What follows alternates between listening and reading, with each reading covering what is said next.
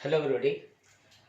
आप इस वीडियो में हम पिछले वाले वीडियो को आगे बढ़ा रहे हैं। इससे जस्ट पहले वाले वीडियो में जो कि टाइप्स ऑफ कॉन्ट्रैक्ट को डील किया थे उसको आगे बढ़ा रहे हैं। इस वाले वीडियो में मैंने टाइप्स ऑफ कॉन्ट्रैक्ट को डिस्कस किया था, यानी ये बात आपको बताया था कि कॉन्ट्रैक्ट कितने टाइप्स के होते हैं। इसके लिए आपको बेसिस चूज करना पड़ता है। तो हमने 3 बेसिस लेके चले थे। एक था इन्फोर्सिबिलिटी, उसके आधार पर कॉन्ट्रैक्ट को 5 टाइप्स में बांटे हुए थे: valid contract, void contract, voidable contract, illegal agreements and of course unenforceable contract. उसके बाद बेसिस इन्फोर्सिबिलिटी से चेंज कर फॉर्मेशन बनाए थे। उस आधार पर कॉन्ट्रैक्ट को 4 ग्रुप में बांटे थे: express contract, implied contract, quasi contract and e commerce contracts. Thereafter मैंने बेसिस को परफॉर्मेंस बनाया था, यानी उस आधार पर कॉन्ट्रैक्ट एग्जीक्यूटेड एंड एग्जीक्यूटरी और फर्दर वो डिवाइड हुए थे यूनिलैटरल और बायलैटरल में। इस वीडियो में हम लोग उसी को आगे लेकर बढ़ते हैं, क्योंकि इससे जस्ट पहले वाले वीडियो में मैंने वैलिड और वाइड को एक्सप्लेन किया था। इस वीडियो में हम वाइडेबल, इलीगल और अनइन्फोर्सेबल की बात करेंगे। तो आइए स्टार्ट करते हैं। बेसिस इन्फोर्सेबिलिटी।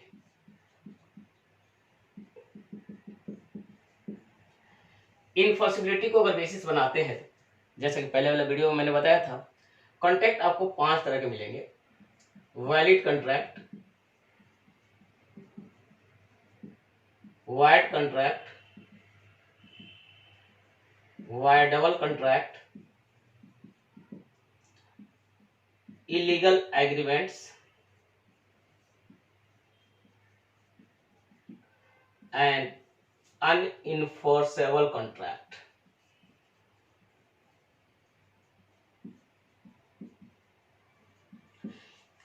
ये 5 तरह का कॉन्ट्रैक्ट है under the head on the basis of enforceability यानी वैलिडिटी। वैलिड कॉन्ट्रैक्ट, इसके बारे में मैंने पहले वाले वीडियो में काफी डिटेल्ड एक्सप्लेनेशन दिया हुआ है। A contract enforceable by law at the option of both parties thereto, यानी जब कोई कॉन्ट्रैक्ट लॉ के द्वारा इन्फोर्सेबल हो at the option of both parties thereto, such a contract is called a valid contract. How a contract becomes a valid contract? A contract satisfying all the requirement under section 10 and other requirements becomes a valid contract. यानी जो contract section 10 का जो requirements है उसको fulfil करता हो और other requirements जैसे क्लैरिटी ऑफ द मीनिंग है, पॉसिबिलिटी ऑफ परफॉर्मेंस है, अदर फॉर्मेलिटीज है, ये सब को सेटिस्फाई करता हो तो वैलिड कॉन्ट्रैक्ट बनता है। याद रखें, जब भी वैलिड कॉन्ट्रैक्ट की बात होगी वो इन्फोर्सेबल बाय लॉ होगा, eight the option of both parties होगा। यानी कोई भी एक पार्टी दूसरे पार्टी की तरफ से अगर ब्रीच होता है, नॉन परफॉर्मेंस होता है, तो वो पार्टी कॉन्ट्रैक्ट को इन्फोर्स करने के लिए कोर्ट जा सकता है। वाइड कॉन्ट्रैक्ट के बारे में मैंने बता चुका हूं। जब वर्ड वाइड आता है तो not enforceable by law, section 2 clause J में। इसको इससे रिगार्डिंग अगर कंप्लीट इंफॉर्मेशन आपको चाहिए तो इसे जस्ट पहले वाला वीडियो को आप देख सकते हैं। इस वीडियो में हम लोग जो डिस्कस करेंगे वो करेंगे वाइडेबल कॉन्ट्रैक्ट को, यानी सेक्शन 2 क्लॉज आई को। तो आइए स्टार्ट करते हैं voidable contract.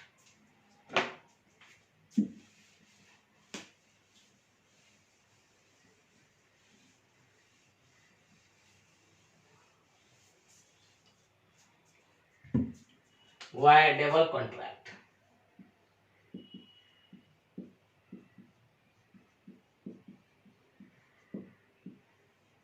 Section 2 clause I. A contract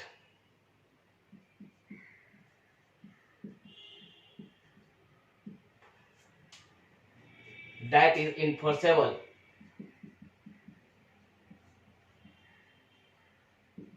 by law at the option of one or more parties thereto, but not at the option of other or others, is called a voidable contract. देखिए, section 2 clause I of Indian contract act 1872 के words को मैंने board पर लिखा है। A contract that is enforceable by law at the option of one or more parties thereto। आप तो जानते हैं कि एग्रीमेंट में या कॉन्ट्रैक्ट में एटलीस्ट 2 पार्टीज होते हैं। ये सेक्शन कहता है कि जब कोई कॉन्ट्रैक्ट लॉ के द्वारा इन्फोर्सेबल हो, at the option of one or more parties thereto, but not at the option of other or others. अगर एक साइड में एक से ज्यादा पार्टीज हैं, दूसरे साइड में भी एक से ज्यादा पार्टीज हैं, तो एक साइड वाले पार्टीज के ऑप्शन पर अगर ये कॉन्ट्रैक्ट इन्फोर्सेबल है, बट दूसरे साइड वाले पार्टी के ऑप्शन पर इन्फोर्सेबल नहीं है, तो ये कॉन्ट्रैक्ट वाइडेबल कॉन्ट्रैक्ट कहलाएगा। यानी eight the option of one or more parties देयरटू, यानी देयरटू मतलब कॉन्ट्रैक्ट के पार्टीज एक साइड वाले पार्टीज के ऑप्शन पर इन्फोर्सेबल है, जबकि दूसरे साइड वाले पार्टी के ऑप्शन पर इन्फोर्सेबल नहीं है। आइए इसको थोड़ा सा और सिंपल करते हैं। मान के चलिए एक एग्रीमेंट में 2 पार्टीज हैं और एक पार्टी उस कॉन्ट्रैक्ट को इन्फोर्स कर सकता है जबकि दूसरा उसको इन्फोर्स नहीं कर सकता है, तो इस तरह के कॉन्ट्रैक्ट को वाइडेबल कॉन्ट्रैक्ट कहा जाता है। यानी इसको अगर सिंपली पुट करें तब क्या होगा, आइए देखते हैं। Contract enforceable by law at the option of one party is called a voidable contract। A contract enforceable by law, law के द्वारा तो इन्फोर्स होगा लाइक अ वैलिड कॉन्ट्रैक्ट, लेकिन वैलिड कॉन्ट्रैक्ट से ये कैसे डिफर हो रहा है, वहां पर eight the option of both parties था, यहाँ है eight the option of one party, सिर्फ एक पार्टी इन्फोर्स करेगा जबकि दूसरा इन्फोर्स नहीं करेगा। वन और मोर पार्टी लिखा हुआ मतलब एक साइड में हो सकता है 2 पार्टीज हो, दूसरे साइड में भी 2 पार्टीज हो। मतलब मोहन और सोहन अग्री है सप्लाई करने के लिए 10 tons of wheat to John and Karim, तो मोहन और सोहन के ऑप्शन पर अगर ये इन्फोर्सेबल है but not at the option of John and Karim, तो इस तरह का कॉन्ट्रैक्ट को वाइडेबल कॉन्ट्रैक्ट कहा जाएगा। या फिर 2 ही पार्टी हैं, एक तरफ मोहन है दूसरी तरफ सोहन है, अगर मोहन के ऑप्शन पर इन्फोर्सेबल है बट सोहन के ऑप्शन पर इन्फोर्सेबल नहीं है, या फिर वाइस वर्सा, सोहन के ऑप्शन पर इन्फोर्सेबल है बट मोहन के ऑप्शन पर इन्फोर्सेबल नहीं है, तो such a contract is called a voidable contract. अगर हमसे कोई पूछता है कि सेक्शन 2 क्लॉज आई को एकदम सिंपल वर्ड्स में पुट करें तो क्या कहेंगे? Section 2 clause I, in section 2 clause I of Indian contract act 1872 कहता है a contract that is enforceable by law at the option of one party but not at the option of the other party is called a voidable contract। voidable contract कैसे बनता है वो discuss करेंगे, but here I am discussing the concept of a voidable contract and the related section, and section is 2 clause आई के words यहां दिए हुए हैं। इसको हम इंटरप्रेट करते हैं तो पता लगता है a contract that is enforceable by law at the option of one party is called a voidable contract. लेकिन अगर इसको थोड़ा सा मॉडिफाई आप कर देते हैं, अब बोलते हैं अ contract that is enforceable by law at the option of both parties, तो वाइडेबल नहीं, वैलिड कॉन्ट्रैक्ट बन जाता है। तो केयरफुल, बी केयरफुल, जब वो लॉ के द्वारा इन्फोर्सेबल होगा, दोनों पार्टी के ऑप्शन पर होगा, तो वैलिड, लॉ के द्वारा इन्फोर्सेबल होगा बट एक पार्टी के ऑप्शन पर होगा तो वो वॉइडेबल होगा, यानी सेक्शन 2 क्लॉज आई के अंडर में आ जाएगा। आइए इसको हम फर्दर देखते हैं। तो सो a contract that is enforceable by law at the option of one or more parties thereto but not at the option of other or others is called a voidable contract। इसको मैं simply put किया, a contract enforceable by law at the option of one party is called a voidable contract।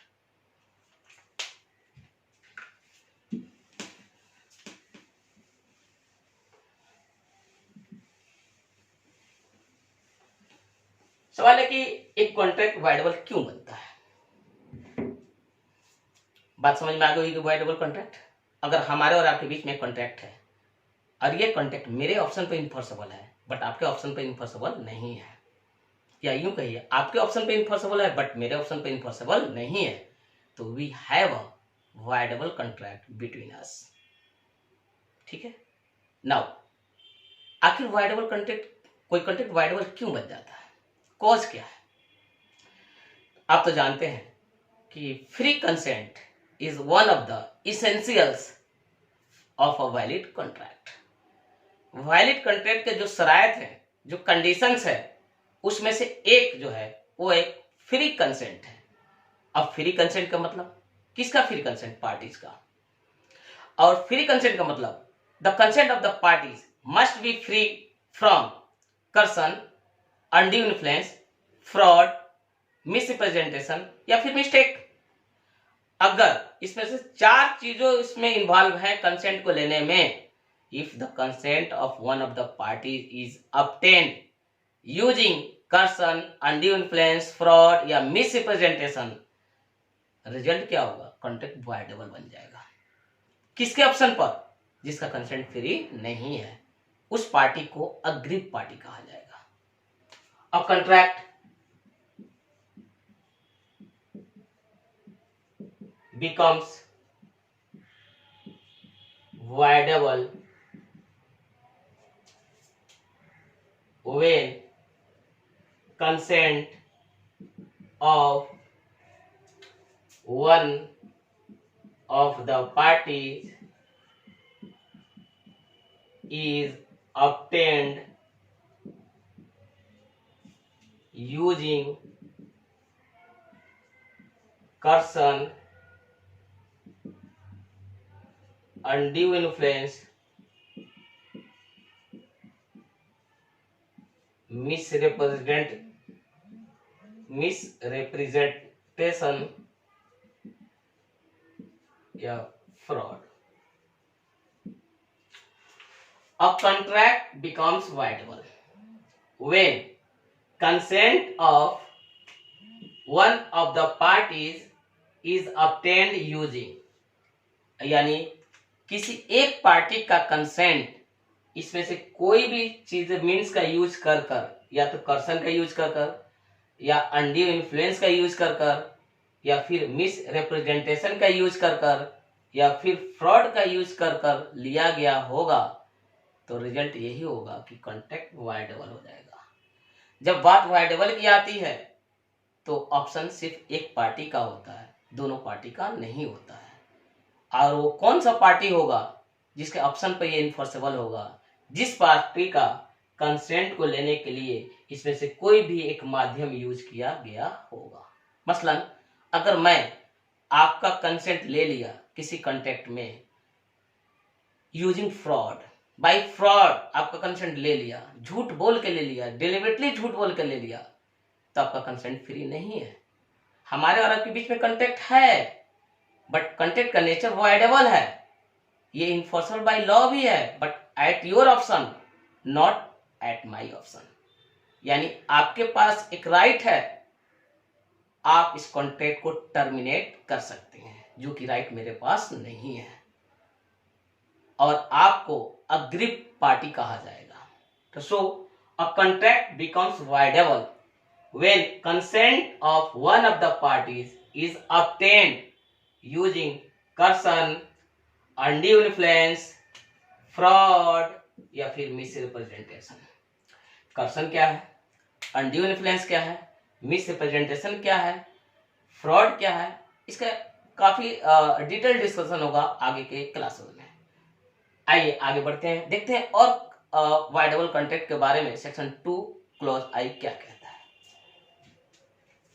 तो एक बात जान लीजिए, जब भी किसी पार्टी का कंसेंट लेने के लिए या तो कोर्सन का यूज किया गया हो, या अनड्यू इन्फ्लुएंस का यूज किया गया हो, या मिस रिप्रेजेंटेशन का यूज किया गया हो, या फिर फ्रॉड का यूज किया गया हो, तो रिजल्ट यही होगा कि कॉन्ट्रैक्ट का नेचर वाइडेबल हो जाएगा।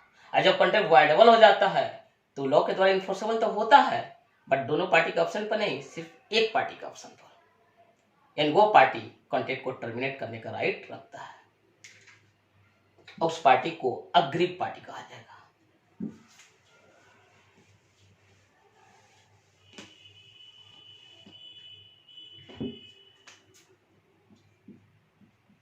A voidable contract is enforceable by law at the option of the party whose consent is not free। देखिए मैंने कैपिटल लेटर लिख दिया free. A voidable contract is enforceable by law at the option of the party whose consent is not free। यानी जिस party का consent free नहीं है उसी पार्टी के ऑप्शन पर ये कॉन्ट्रैक्ट वाइडेबल इन्फोर्सेबल होगा। Such a party is called an aggrieved party। इस पार्टी को अग्रीव्ड पार्टी कहा जाता है।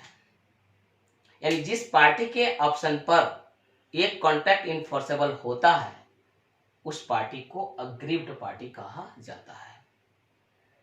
In other words, the party whose consent is not free या whose consent is obtained by the other party using coercion, undue influence, fraud या misrepresentation is called an aggrieved party।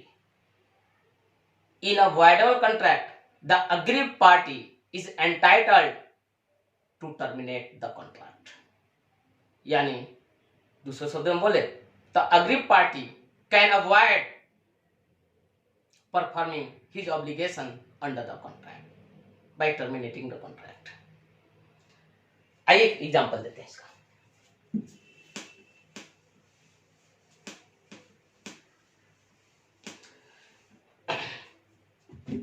For example,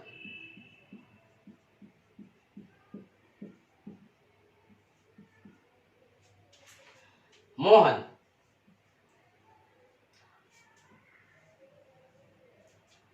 obtains the consent of Sohan in a contract by fraud। देखिए, Mohan obtains the consent of Sohan in a contract by fraud।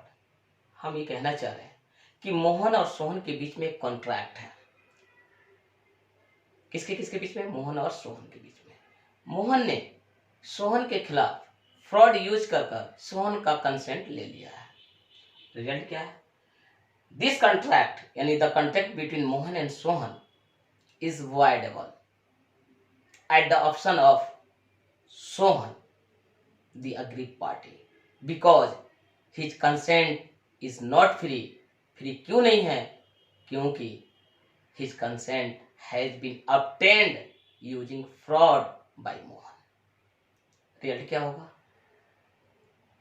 Sohan जो कि aggrieved party है can terminate the contract जब चाहेगा एक वो terminate कर सकता है। हाँ, लेकिन जब तक टर्मिनेट नहीं करेगा, यानी रिसेंड नहीं करेगा, तब तक ये वैलिड कॉन्ट्रैक्ट रहेगा। Here the consent of Sohan is not free and therefore the contract between Mohan and Sohan is voidable at the option of Sohan, the aggrieved party.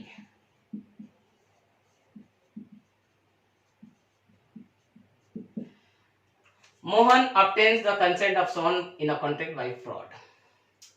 Here, the consent of Sohan is not free. Sohan का consent free नहीं है, and therefore the contract between Mohan and Sohan is voidable at the option of Sohan, the aggrieved party. ये contract Sohan के option पर enforceable है, जो कि एक अग्रीव पार्टी है। हम आपका जो पेपर 2 है उसका जो सेक्शन ए है business law Indian contract act, उसका यूनिट 1.3 पढ़ा रहे हैं, जो कि आपके स्टडी मटेरियल के पेज 1.8 और 1.9 पर दिया हुआ है। तो आपको ये बात समझ में आ गया होगा कि वॉइडेबल कॉन्ट्रैक्ट क्या है। अब हम चलते हैं एक वॉइड कॉन्ट्रैक्ट और एक वॉइडेबल कॉन्ट्रैक्ट में अंतर क्या है, इन चीजों को डिस्कस करते हैं, यानी the difference between a void contract and a voidable contract.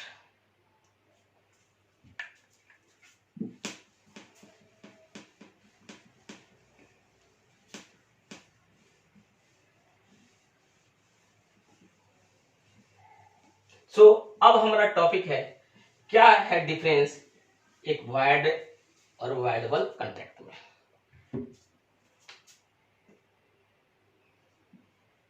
Void contract और एक तरफ हो गया आपका वॉइडेबल कॉन्ट्रैक्ट।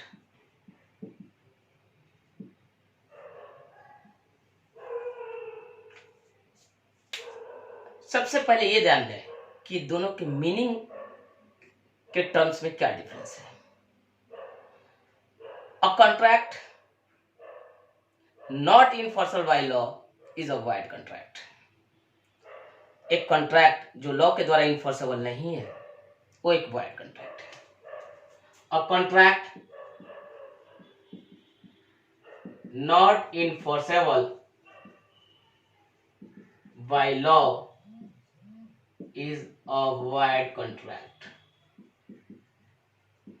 अब कॉन्ट्रैक्ट जो लॉ के द्वारा इनफोर्सेबल नहीं है एक वॉइड कॉन्ट्रैक्ट है, यानी ऐसा कॉन्ट्रैक्ट जो लॉ के द्वारा इनफोर्स नहीं हो सकता है वॉइड कॉन्ट्रैक्ट है। A contract that is enforceable by law at the option of one party is a voidable contract। देखिए मीनिंग देखिए, void contract, a contract that not enforceable by law is a void contract। यानी जब void word आ गया not enforceable by law। a contract that is enforceable by law, law के द्वारा enforce होगा but at the option of one party, सिर्फ एक party के option पर होगा, दूसरे पार्टी के ऑप्शन पर नहीं होगा। मीनिंग समझ में आ गया। अब देखते हैं क्या कारण है किसी कॉन्ट्रैक्ट को वॉइड होने का, अब क्या कारण है किसी कॉन्ट्रैक्ट को वॉइडेबल होने का। A contract becomes void due to supervening impossibility और इलीगलिटी। एक कॉन्ट्रैक्ट वॉइड बन जाता है किसके कारण, सुपरवेनिंग इम्पॉसिबिलिटी या इलीगलिटी, मतलब कॉन्ट्रैक्ट जिस समय बनाया जाता है वैलिड रहता है। अब void contract is valid at the time of its formation, यानी जिस समय कॉन्ट्रैक्ट को बनाते हैं वो वैलिड रहता है, लेकिन subsequent to its formation and prior to performance, बनने के बाद, अब परफॉर्मेंस से पहले कोई ऐसे इवेंट्स होते हैं जिसके कारण इसको परफॉर्म करना इम्पॉसिबल हो जाता है, लीगली और अदरवाइज। तो जिस समय इसको परफॉर्म करना इम्पॉसिबल हो जाता है, कॉन्ट्रैक्ट वाइड हो जाता है। इन चीजों को सुपरवेनिंग इम्पॉसिबिलिटी या सुपरवेनिंग इलीगलिटी कहा जाता है। सुपरवेनिंग का मतलब बाद में मतलब कब? बनने के बाद। लेकिन दूसरी तरफ अगर बात करते हैं, एक कॉन्ट्रैक्ट वाइडेबल कब बनता है? जैसे मैंने कुछ देर पहले आपको बताया, a contract becomes voidable when the consent of one of the parties is not free due to coercion, undue influence, fraud या फिर misrepresentation. A contract becomes voidable when consent of one of the parties is not free due to coercion, undue influence,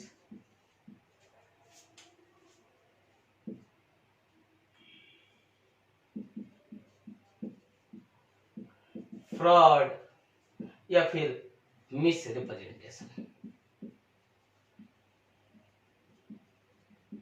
यानी contract को voidable बनने का कारण यह है कि उसमें से एक पार्टी का कंसेंट फ्री नहीं होता है, क्योंकि उसके अगेंस्ट फ्रॉड या फिर मिस रिप्रेजेंटेशन या फिर अनड्यू इन्फ्लुएंस या फिर कर्सन का यूज किया गया है। एक कॉन्ट्रैक्ट वाइड क्यों बनता है? ड्यू टू सुपरवेनिंग इम्पॉसिबिलिटी और इलीगलिटी। बनने के बाद कुछ ऐसे भी इवेंट्स होते हैं जिनके कारण कॉन्ट्रैक्ट को परफॉर्म करना इम्पॉसिबल हो जाता है। जिस समय एक घटना घटती है उसी समय वो contract ceases to be enforceable by law, यानी वाइड हो जाते हैं। थर्ड, वाइड कॉन्ट्रैक्ट के केस में पार्टी के पास कोई राइट नहीं होता है, यानी under void contract parties have no legal rights और ऑब्लिगेशंस, यानी पार्टी के पास कोई राइट्स एंड ऑब्लिगेशन नहीं रह जाते हैं जिसको कोर्ट इन्फोर्स कर सके। जब हमारे और आपके बीच में एक कॉन्ट्रैक्ट है और वो कॉन्ट्रैक्ट किसी कारणवश वाइड हो गया, अब ना आपके पास कोई लीगल राइट्स है, ना मेरे पास कोई लीगल राइट्स है, ना आपके पास कोई लीगल ऑब्लिगेशंस है, ना मेरे पास भी कोई लीगल ऑब्लिगेशन है नहीं है जो कि कॉन्ट्रैक्ट के कारण अराइज हो रहा हो। तो पार्टीज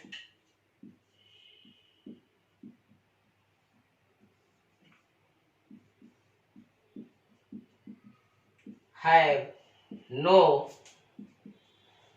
legal rights, पार्टी के पास कोई लीगल राइट्स नहीं होते हैं वाइड कॉन्ट्रैक्ट के केस में। याद रखें, एकदम clear, be clear, under void contract the parties have no legal rights. जबकि वाइडेबल कॉन्ट्रैक्ट में क्या है? One of the parties has the right to terminate the contract. देखिए दोनों में क्या अंतर है। वाइड कॉन्ट्रैक्ट में किसी भी पार्टी के पास कोई राइट नहीं है, किसी तरह का, ना राइट कोई, ना obligation arising from the contract. लेकिन वाइडेबल कॉन्ट्रैक्ट के केस में एक पार्टी जिसका कंसेंट फ्री नहीं है, जिसको मैंने अग्रीव पार्टी कहा, उसके पास एक राइट है, right to terminate the contract, यानी कॉन्ट्रैक्ट को टर्मिनेट करने का, कैंसिल करने का, रिसेंड करने का राइट है। One of the parties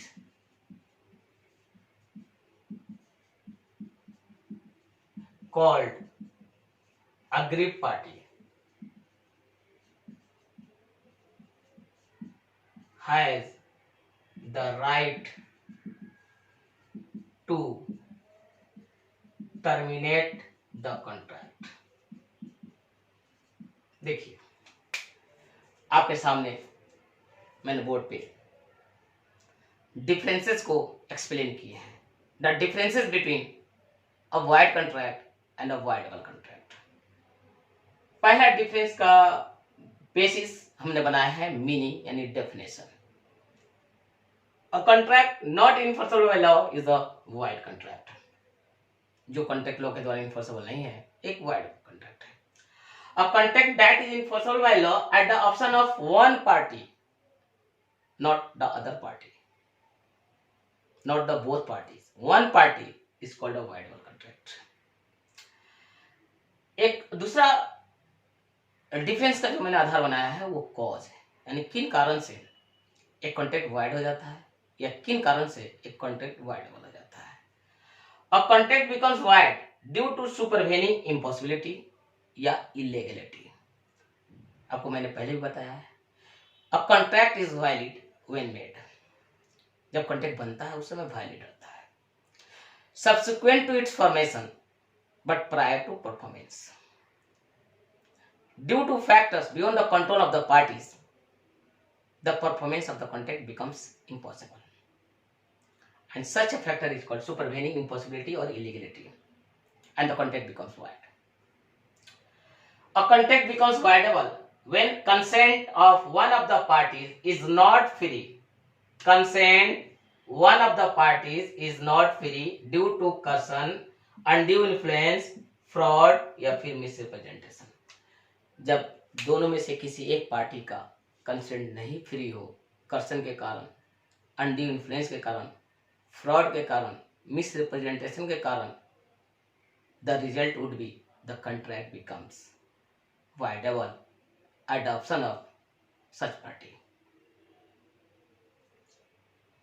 तीसरा जो डिफरेंस का बेसिस मैंने बनाया है वो लीगल राइट्स। क्या अगर कोई कॉन्ट्रैक्ट वाइड हो जाता है तो उसके पार्टीज के पास कोई लीगल राइट्स बचता है या नहीं। Clearly parties have no legal rights. किसके party? The parties to a void contract have no legal rights,